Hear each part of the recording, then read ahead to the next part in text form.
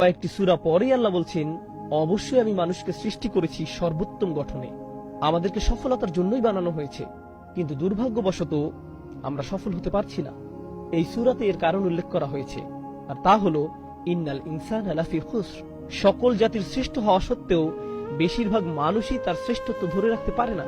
আল্লাহ তাআলা কোরআনে বিভিন্ন জায়গায় মানুষের অবস্থা বোঝাতে ইন্নাল ইনসান এই বাক্যাংশ ব্যবহার করেছেন।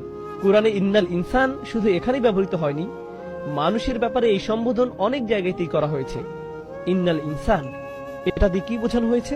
মানব জাতি সন্দেহাতীত ভাবে এরপর অন্য কিছু একটা, আল্লাহ এরপর কিছু বলেছেন, কোন একটা অবস্থার কথা বলেছেন।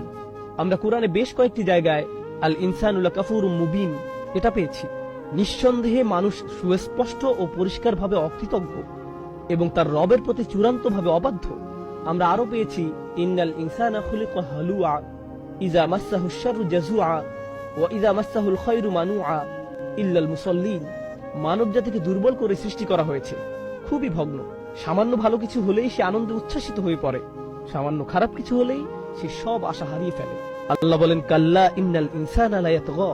কোনো সন্দেহ নেই যে একমাত্র মানুষই সত্যিকার ভাবে অবাধ্য হয়, মানুষই কেবল আল্লাহর বিরুদ্ধাচারণ করে। আর এখানে ভাষার অন্তর্নিহিত অর্থ হলো অন্য কেউ এর জন্য দায়ী নয়। বলবেন না যে সমাজ আমাকে অবাধ্য করেছে, শয়তান আমাকে অবাধ্য করেছে, কেউ না, মানুষ নিজেই অবাধ্য হয়েছে। তারপর তিনি বলছেন, ইন্নাল ইনসানা লিরাব্বিহি লাকানুদ।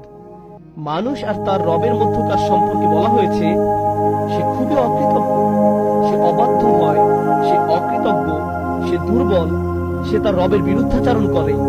মানুষ সম্পর্কে এই সকল বর্ণনা এসেছে, কিন্তু এর পরিণাম কি?